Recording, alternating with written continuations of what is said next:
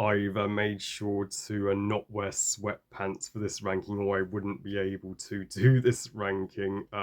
As uh, Gretchen says, rules are rules. Hey guys, Harry Thomas here, and welcome, plastics everywhere, to my ranking of the three Mean Girls movies that have been made. And uh, bearing in mind there is only one Mean Girls movie that is loved, the other two not so much. But I uh, uh, have uh, far more uh, good to say about the Mean Girls movie trilogy than bad. And yeah, with now, after seeing the recent adaptation of the Broadway musical in cinemas, it's is about time I rank the three. So without further ado, if you want to know my ranking of the three Mean Girls movies, even though it's going to be so obvious what my list is, then just keep watching. At number three, down at the very bottom, yet you all called it Mean Girls 2. Ah, what a piece of absolute garbage. This doesn't deserve to exist in the same universe as the original Mean Girls in any way, shape, or form. It's and and the entire group in it, that's our lead character, forms the anti-plastics. It's, yeah, it's that dumb. It's like this movie is anti-Mean Girls or something. Why even freaking call it Mean Girls 2 when none of the original actors return? It doesn't continue Katie's story or the original plastics. I don't even think Tina Fey reprises her role in this one, and she is sorely missed. I think the principal is the one guy who they got to star in this movie, and you feel bad for the guy. Even Megan Martin, who was phenomenal as Jessica in Until Dawn, can't save this movie, and her protagonist is certainly no Casey Herson. This movie is not the original Mean Girls. It is the Grease 2 of Mean Girls. And the fact that it's made for TV goes to show how little shits they gave about it when making it. It has far worse acting, far more cliched and formulaic storytelling that you would see in a cheap Disney Channel show or something, and not a proper movie.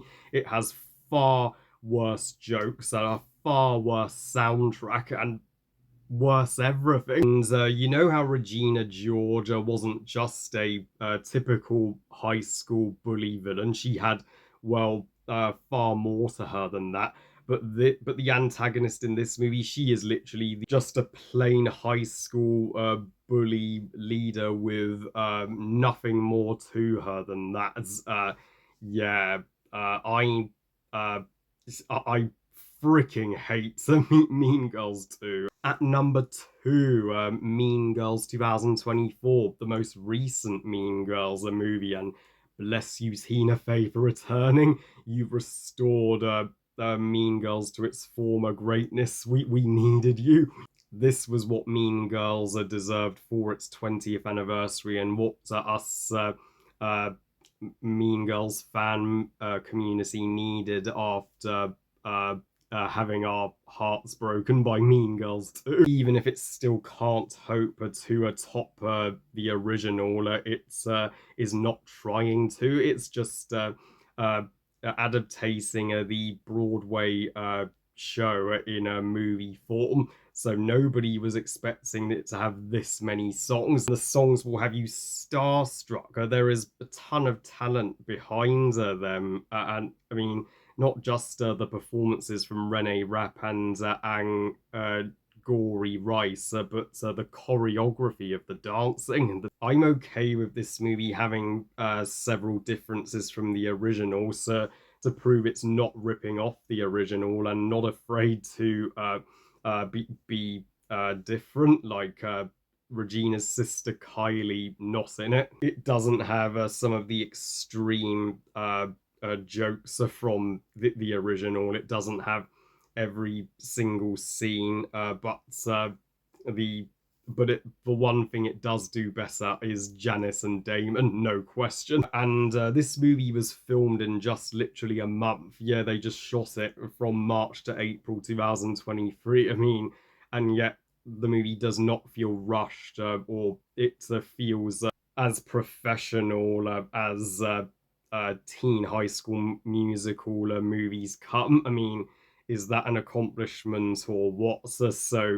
Yeah, this is the uh, greatest example of a remake in recent years that I have seen. And the number one Mean Girls movie is none other than the original 2004 Mean Girls. I mean, nobody could ever hope to make a better Mean Girls movie than this if they tried.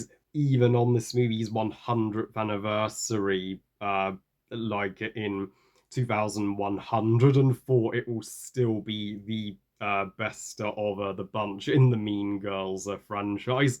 Tina Fey, she is one incredibly gifted human to give us this cult classic that should uh, uh, tell us why bullying can go too far and why we should all support one another in our high school days, and the importance of uh, of friendships over popularity.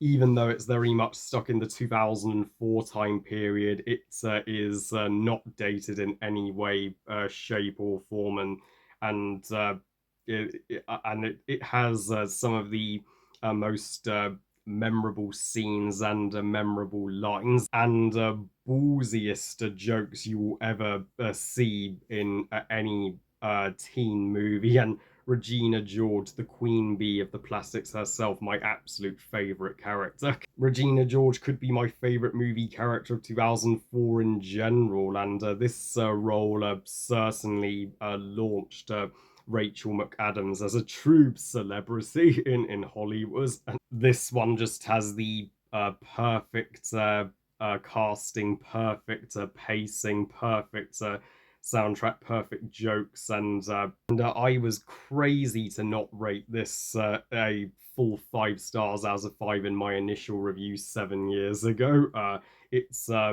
It deserves 5 stars. I now forgive the ending where the plastic splits up. It does work. And special thanks to my good friend and subscriber, Future Filmmaker, because his review did help me become a Mean Girls fan and inspired me. So I'm proud to call Mean Girls 2004 the best Mean Girls movie. So that was my ranking of Mean Girls, and yeah, it's okay to be mean to Mean Girls 2, but not the other two in my book. And well, I love you guys. Thank you for watching. I hope you guys enjoyed this ranking. And what's your ranking of the 3 Mean Girls movies? I'm sure all your lists will be exactly the same as mine. I don't see anybody uh, uh, disagreeing here. Please comment and let me know.